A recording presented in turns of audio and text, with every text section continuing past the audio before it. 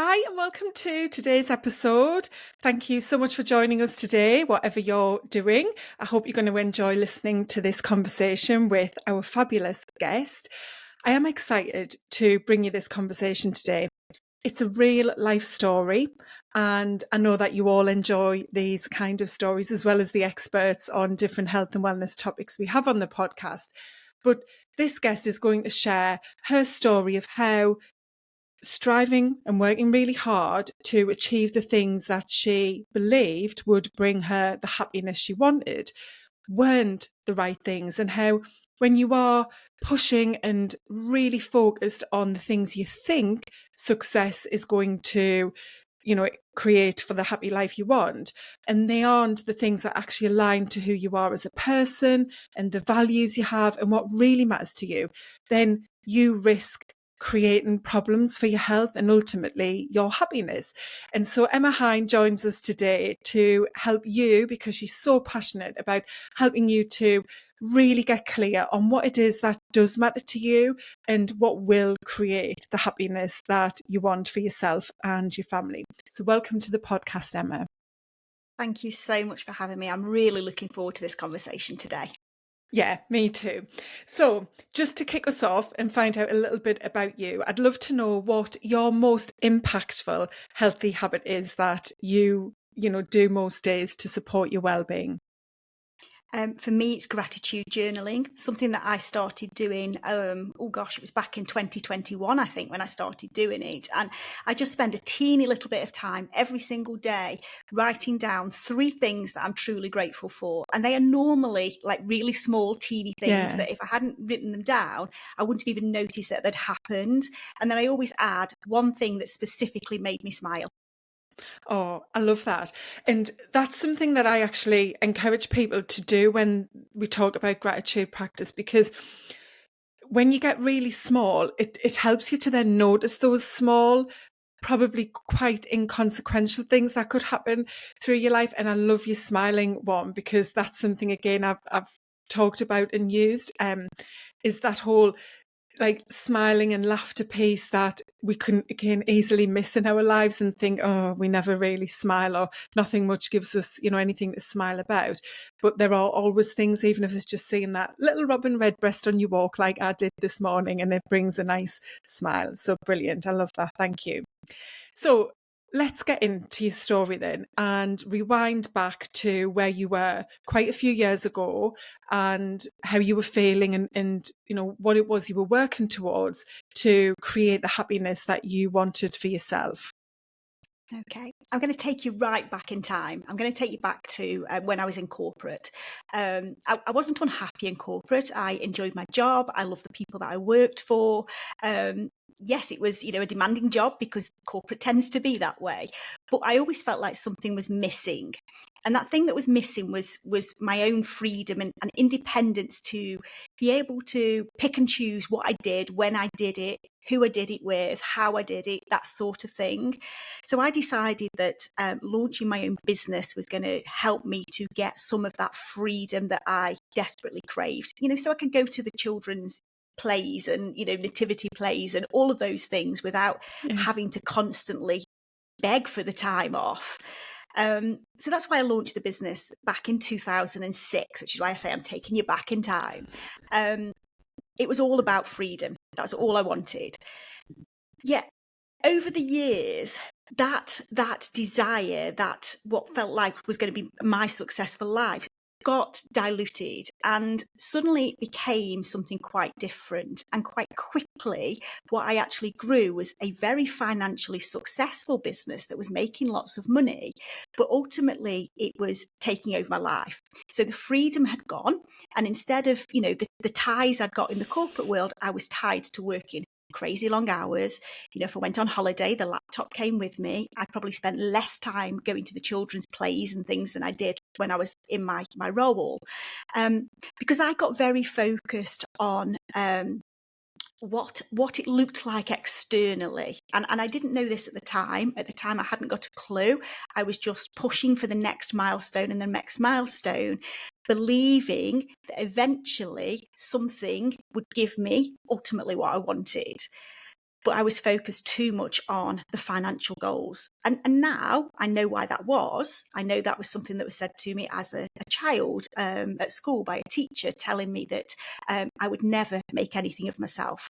So I set about trying to do all of the things that I thought made me look like a successful person. Yeah.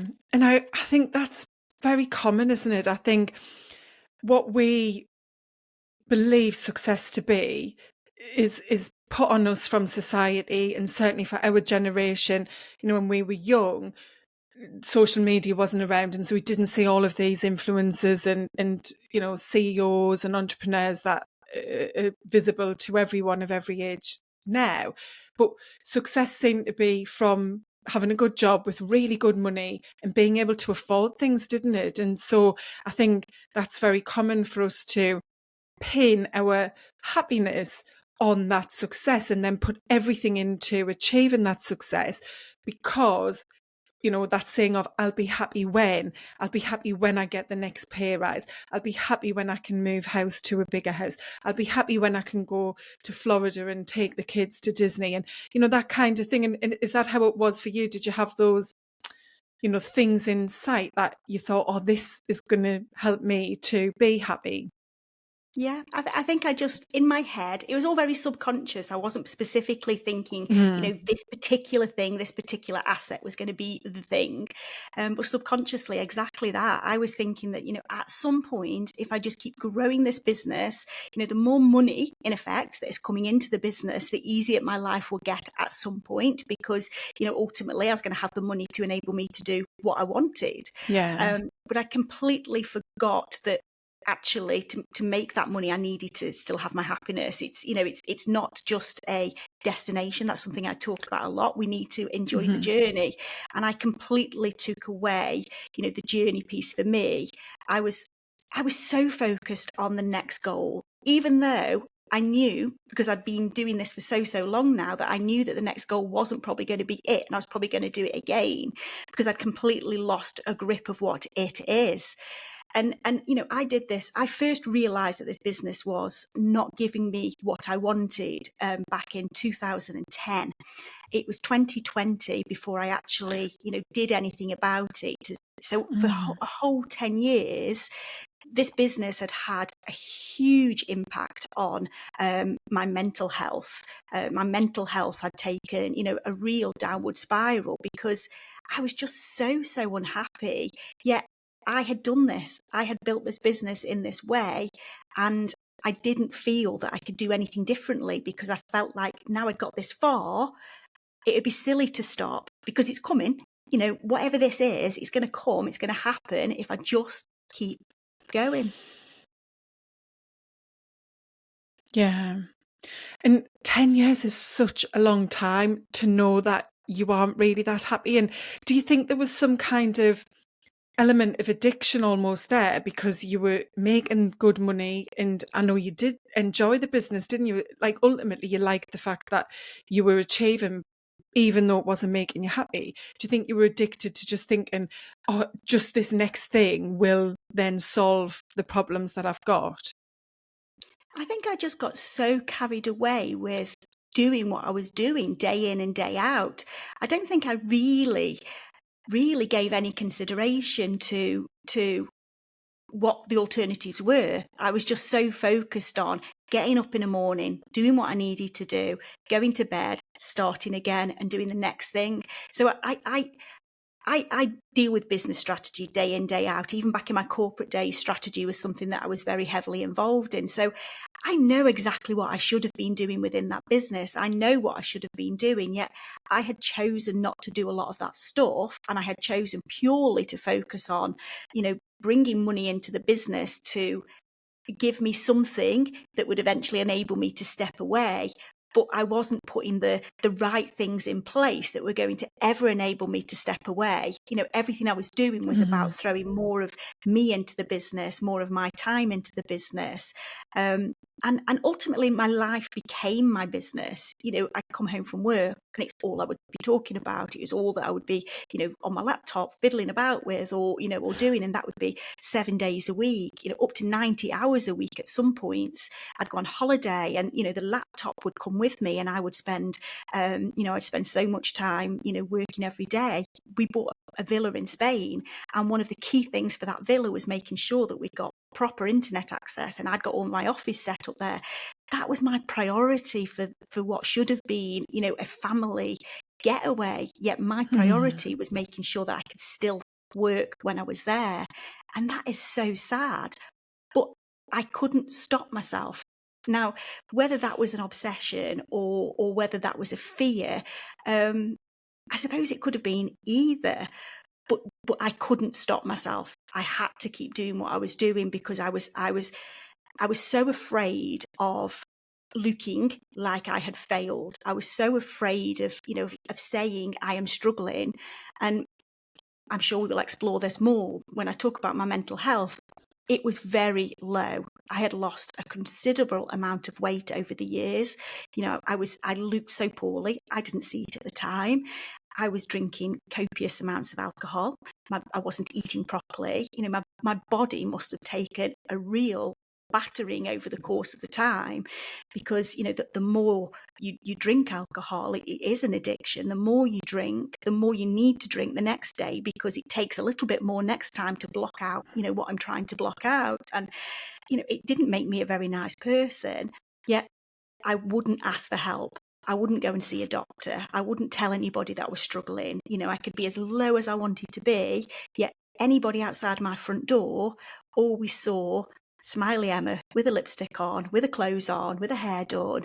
And I can't believe I did it for as long as I did it. Now I sit and look back, I can't believe I was that unhappy for that long. Yeah.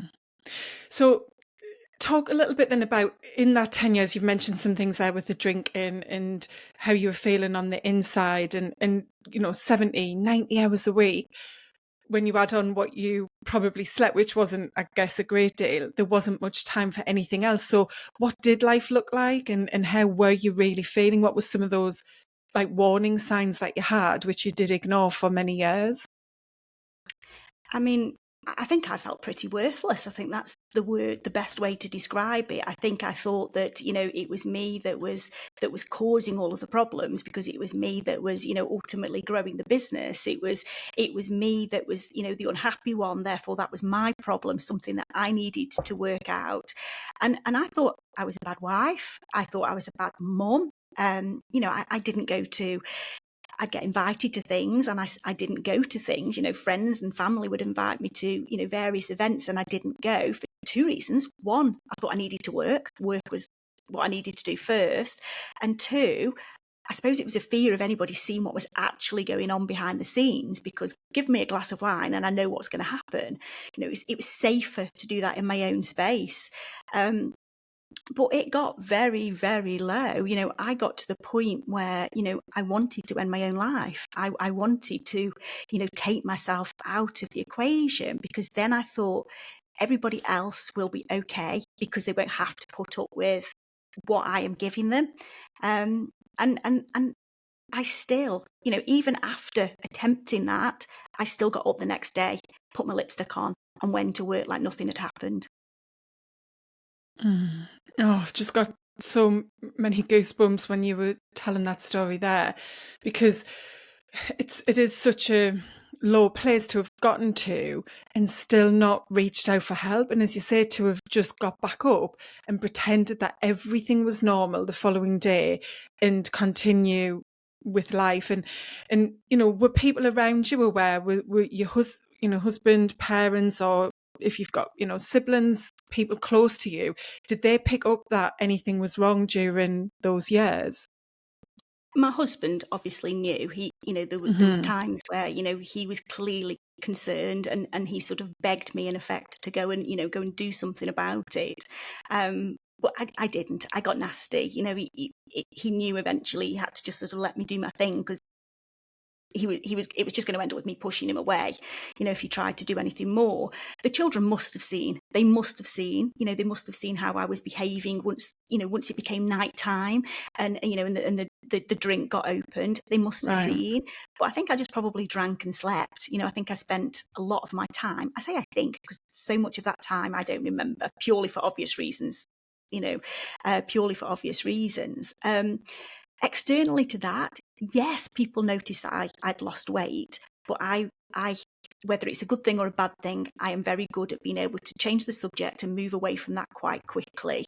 So people did comment on the weight, but not particularly. I think we're going back a few years, and I think the world has changed a lot more now, hasn't it, in terms of, being able to, really ask people how they're feeling, like proper, how are they feeling, rather than just, oh, you've lost a bit of weight, is everything okay? That sort of thing. And then fine, if I say move on, we move on. So not particularly, but I was locking myself away. So people weren't actually seeing much of me. And, when I went into the warehouse, there was always me just running around, several layers, keeping warm, and all the rest of it. So you couldn't always see, what was underneath. But it's, yeah, I should have asked for help. I absolutely should have taken the help that was there. But I point blank refused. And that's so easy to be able to say retrospectively, isn't it? And I've been there with my mental health struggles as well. And it's not easy when you're in it. And I know this now, like how much of a role your adrenaline plays as well when you are in that fight or flight response. Your adrenaline can keep you going, dangerously so, for many, many years. This is not just hours or even days. Keeps you going because, as you say, you're stuck in that and you become accustomed to it. Your body doesn't know how to go into that, parasympathetic state, to go into that rest and digest state, because you've trained it to always be on high alert. And it's only when something happens that pushes you into a place where that adrenaline comes down and the cortisol and everything, that you kind of go, whoa. And for me, that happened several times for different reasons. Often it would come out as a full-blown panic attack where I would really, really believe that I was going to die. I think I was having either a heart attack or a brain tumour, or I'd have some kind of breakdown, and then probably for about 2 days just cry and not really be able to get up, and felt quite paralysed, which I think, looking back now, was probably burnout, but we didn't know about it, going back 10, 20 years ago. So for you, what happened then to push you into that place of knowing now something does have to change? There's no more getting up, putting the lipstick on, continuing as if everything's fine.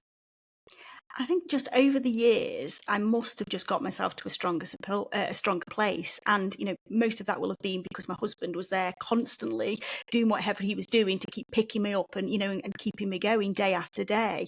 But I just got to a point where I thought, enough is enough. I was obviously strong enough to be able to say enough is enough. I had managed to cut down the drinking a little bit. And that obviously does make you see so much clearer than, when you've got a clear mind. So I just became a little bit stronger, and I became that little bit stronger and strong enough to actually just be able to sit there and say enough is enough. But I knew that I had to do something very quickly and very drastically, because if I had to keep going for much longer, I think that would have pushed me completely over the edge. So I think I just knew that I was that bit stronger, and now was my time to grab it by the horns. But that's why I had to do something, that people think I'm crazy, but it's the best decision I've ever made, even though, yes, I could have done a completely different thing. But I just knew, for me, the only option was to say enough is enough, and this business has to go, despite the fact that it is making a lot of money, and it is basically fueling a lifestyle that looks great. It isn't great. It just looks it. And do you think part of that decision came from realizing what was important to you? Had you reached that place then, or did that come afterwards, once you had the space away from the business and you had that kind of decompression to look at the situation? That all came afterwards. At the time, the only thing that was Right. going through my head is this has to change.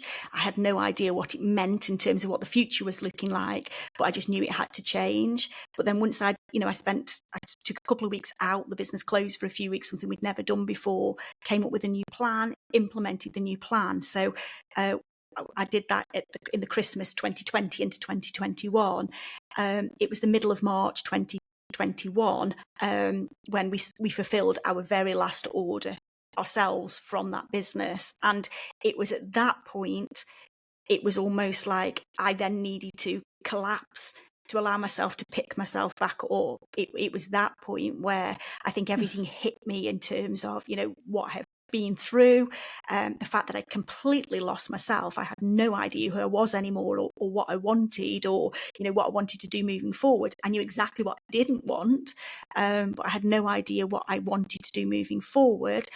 I'd obviously got, people to support and, a house and all of these things. So there had to be something going on in there. But I took a lot of time to just allow myself to, I think, just to be, and just to actually, delve into who I am, what I want my future to look like. And then I could start to pick up the pieces and say, and how do I make that happen? And how do I make sure that next time, I don't make the same mistakes again. I don't get to this point where I'm obsessed with the business. And yeah, so it was literally a collapse and then pick yourself up afterwards. Mm-hmm. And when did you start to work out the things around the success and happiness and the link, with those and how you had been working and running your life? It was during that time in 2020, I lose track of years. 2020 threw me completely. I decided during 2021, when I was doing this, exercise, go and find who you are, all of that sort of thing. I decided that I wanted to write a book. I wanted to tell people about my story, and to tell them how I'd changed, what I'd changed, and the things that I had done to help other people. Because all that kept coming through to me was that I didn't want anybody else to have to grow a business that they don't enjoy. I wanted people to realize that you can have, a life and a business. You don't have to give your life up to be a business owner. So I decided that, I was going to go all in. It was time to, let everybody that knew me, because nobody knew what I had been through or how I had been feeling. And I thought, I can't do it. I haven't got the to sit here and tell people what I've been through face to face type thing. So I thought, let's do it the quiet way. Let's launch a book. Of course, that's the quiet way, Just a isn't it? Put book, yeah. yourself into the whole wide world. So that's what I set about doing. And whilst I was writing that, I was able to really dig in and explore and have those conversations with myself, and with support. I got support as well to help me.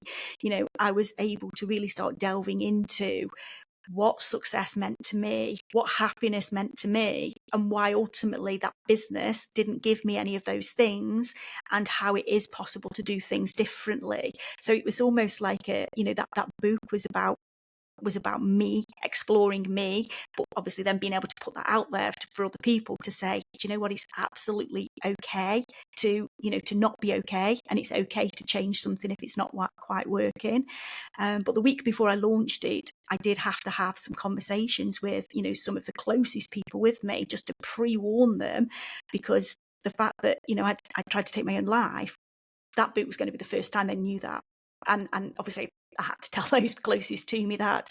But from then on, I felt like that's it now. It's public. I'm not hiding anything anymore. I'm not a failure because I've chosen to do this. It's actually, a real pat on the back thing that I've chosen me and my happiness and my health over and above, money ultimately. But that was like the point where I felt okay to start talking about it now. And I felt okay to start, in effect, putting myself first, something I'd never done before.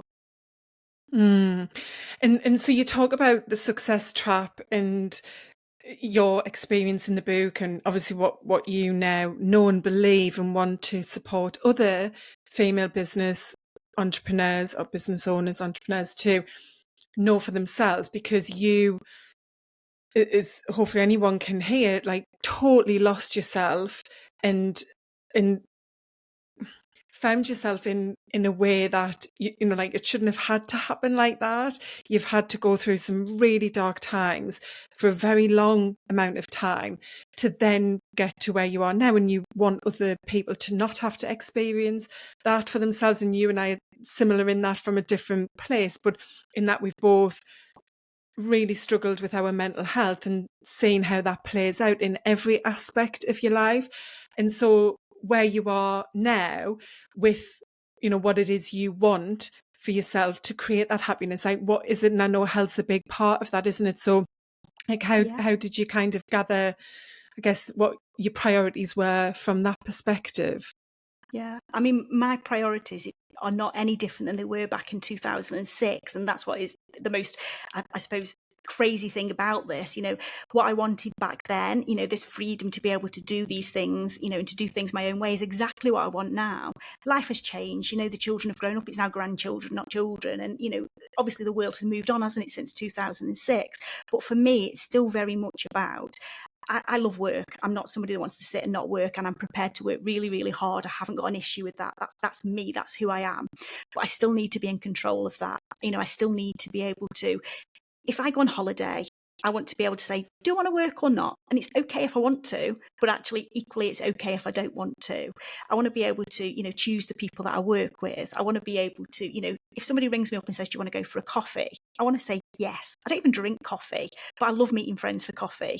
You know, it's all those teeny little things that actually are super important to me. You know, I love Christmas.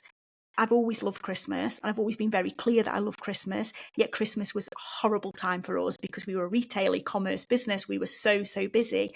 I never got to do any of the little things that, you know, I hear Christmas music. I smile from ear to ear. I see the corny films. I can sit and watch them for hours. You know, all those sort of things. I didn't get time to do any of that. Now I do. And now it's, you know, those things are the things that to me are making a massive difference in terms of, you know, my own personal happiness. And I believe I'm happier, and therefore the people around me are happier, that, you know, I believe I'm able to help and support people so much better because I'm in a stronger place. You know, I am in such a stronger place. And yes, mental health is something that I think I will always have to, you know, have to learn how to manage. But ultimately, if I haven't got my health, what have I got? Yeah, exactly. I love that you've called out there that actually what you want is the same as what you wanted back then, but you believe that those things you wanted, like the freedom and the flexibility and the nice experience with family and a Christmas and so on, would come from working really hard and creating a massively successful, profitable business that paid you good money to be able to have those things. But actually that wasn't what happened. And so now being really intentional, and that's the key, isn't it? The intentional piece of it. So, you know, and I think if you were to wrap up or sum up what we all want, it's generally that happiness, you know, of nice experiences with the people we love, those special times, whether that's for someone traveling or someone else, it's just, you know, being in your lovely home or spending time at the park with the kids, whatever it is, it all bottles up to feeling happy and having those occasions together and being able to enjoy them. But then how we go about achieving that looks very different, because we do get caught up in this, I guess, this society rat race, if you like, of get a job, you know, like you go to uni, you get a job, you work hard, you get promoted, you look for another job, and it's like more all of the time.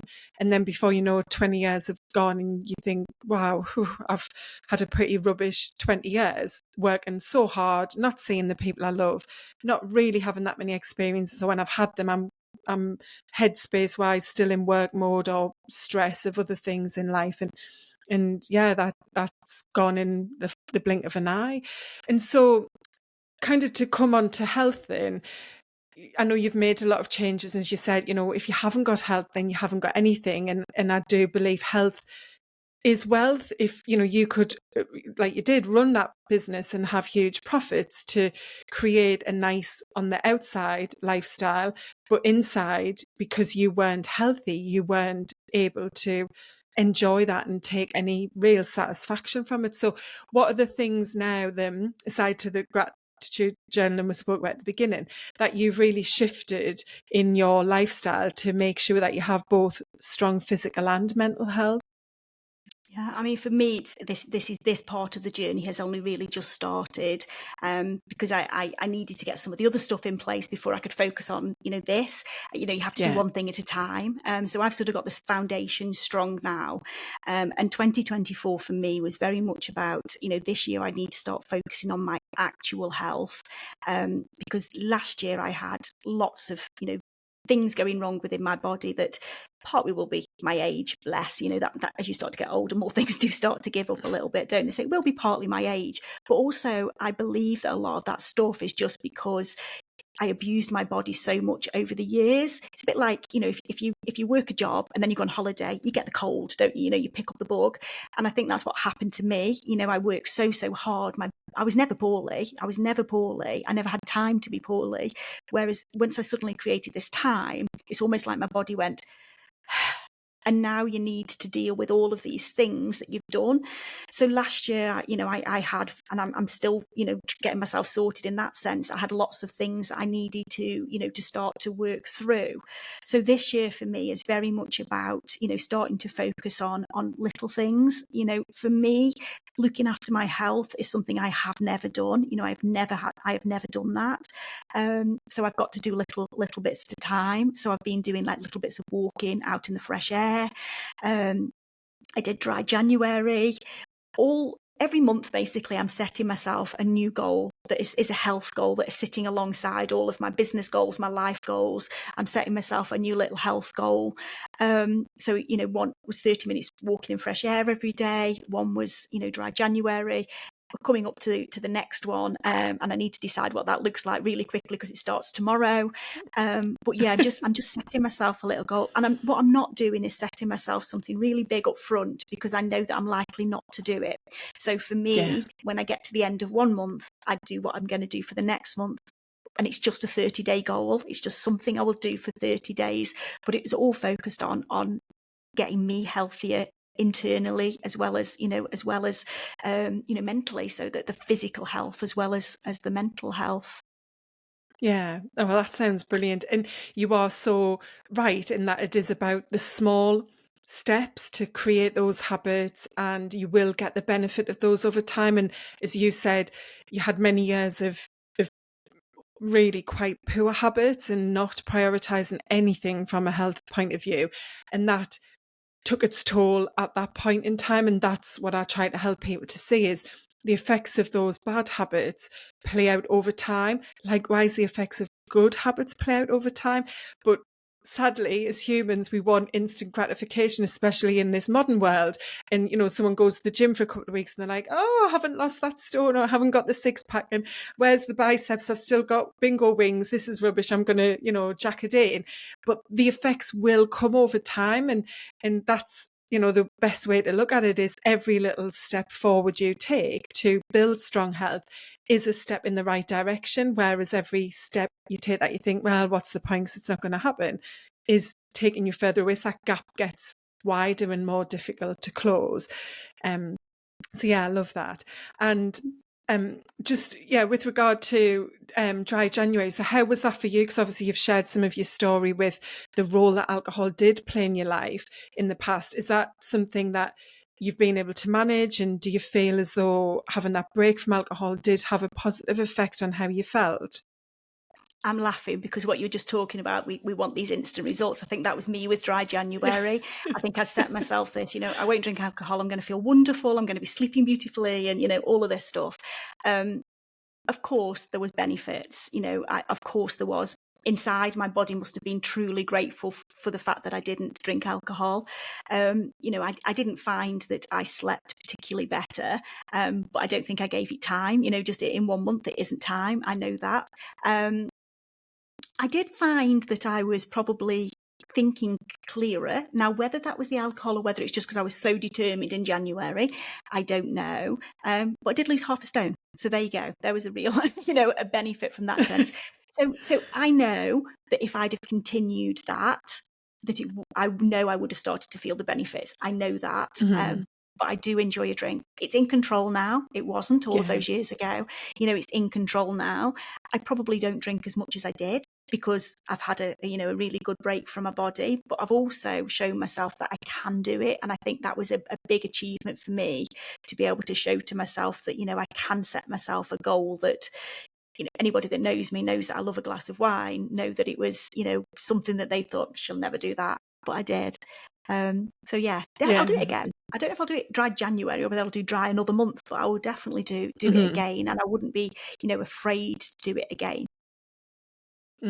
I'd followed you on social media, and so I was seeing some of your posts as you were doing it, and yeah, I was smiling at some of the things that you'd mentioned, and like you've just said there, just that achievement of knowing you are able to do it is really powerful, I think, isn't it? Likewise with all of those new steps and habits you're trying to build, that feeling of being in control, especially when you've been in such a place where you weren't in control, is in itself very empowering. And that's what I find ripples out into more positive things and changes, especially with regard to your health and happiness in your life. Once you get in control, then it's like you're empowering yourself, because you think, well, I'm doing this and I can do this and I've made that choice and that's for me.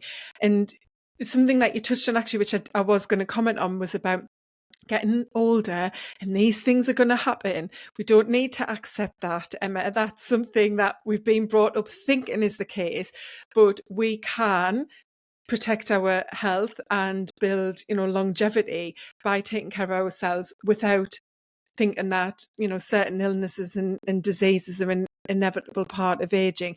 So yeah, be strong and know that you're on that track to, it's not that we're not aging, but it's that we can age with very strong health and not, think that we have to have aches, pains and so on. But I think as well as women, I know you've been going through that perimenopause and season of life, and it can bring lots of changes because of that as well. So there's, some adjustment to be made as we transition into that new stage of life as women. So when you're now like in this new space and you've started to build a new business and you're sharing this story, what would you say to someone listening if they aren't prioritizing their health right now? What would be that one bit of advice you'd like to give them? I always tell people to go back to, what does success mean to them? So what is it they actually want their life to look like? And then you can flip that and say, well, okay, if that's what you want your life to look like, what do you need to look like from a health point of view? Because if it is about, like me, I've got grandchildren and I am getting older. I'm still obviously very young, but I am getting older. I don't want to be, that nanny that can't get down on the floor to play with them. So health is, really, really important. And, it definitely links into your purpose, your reason.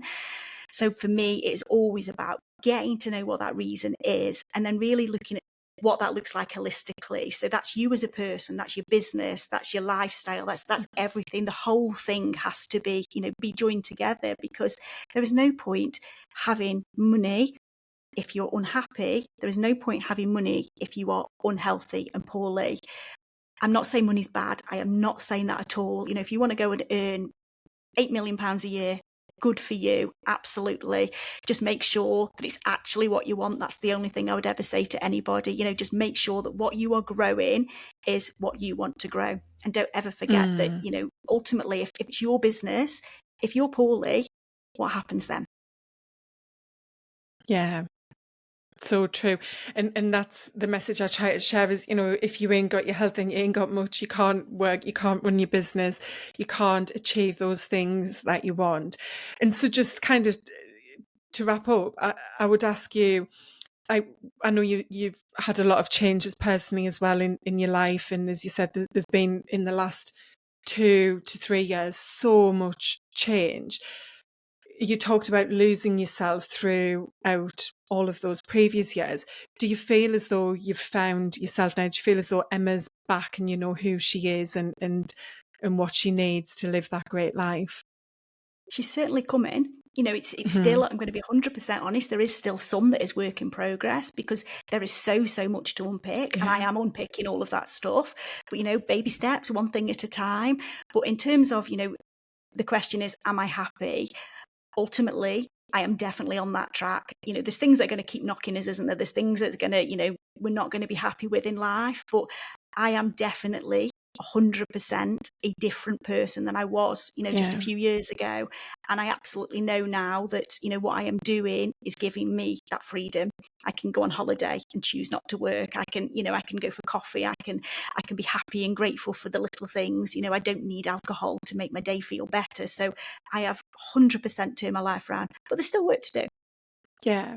And I love that, because this is what I want people to know, is that it isn't a quick fix, and it's not a case of, oh, Emma had a really hard life and she hit this breakdown and then closed the business, started a new business, and ching, everything's amazing again. She's, back in control and feeling incredible.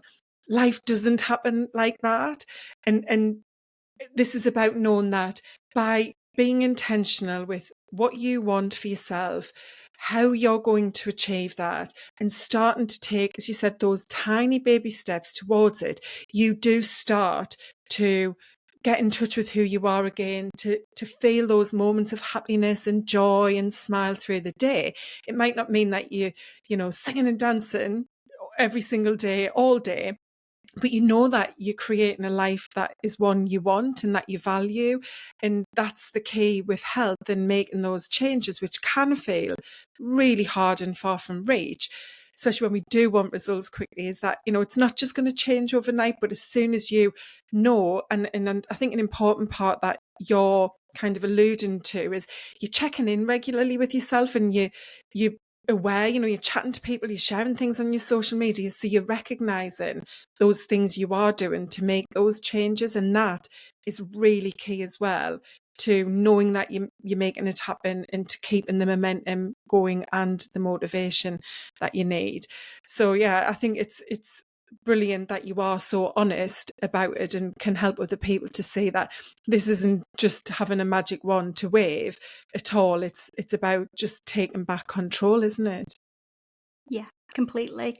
But I Yeah. think that is a really powerful thing to do, isn't it? To get to the point where you Mm-hmm. actually are in control of your life. It's not something else controlling you. And for me, this is a whole new exercise now of finding the things that give me happiness, because I didn't do anything for so long. So I don't know what makes me happy.